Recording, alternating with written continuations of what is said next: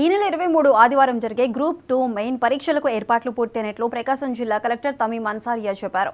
కలెక్టరేట్లో ఎస్పీ దామోదర్తో కలిసి ఆమె మీడియాతో మాట్లాడారు. జిల్లాలో 7 కేంద్రాల్లో గ్రూప్ 2 పరీక్షలు జరుగుతున్నాయని, 4544 మంది పరీక్షకు హాజరవుతున్నారని చెప్పారు.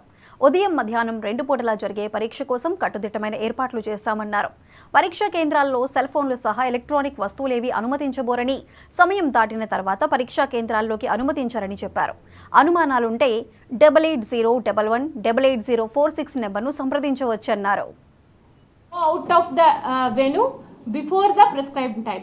అదేవిధంగా అందరు క్యాండిడేట్స్ కూడా ఎటువంటి ఎలక్ట్రానిక్ గ్యాడ్జెట్స్ తీసుకురావడానికి లేదు.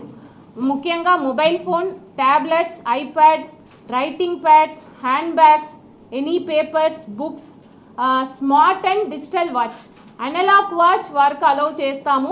డిజిటల్ వాచ్ వేసుకుని వస్తే దాన్ని తీసేస్తాము. అవి అన్నీ కూడా సెంటర్కి బయటనే వదిలి లోపలికి రావాలి. అదేవిధంగా ఎటువంటి క్యాల్కులేటర్స్ అలౌ చేయము. సో ఈ డివైసెస్ అన్నీ కూడా ఏ క్యాండిడేట్స్ కూడా లోపలికి తీసుకురావడానికి లేదు.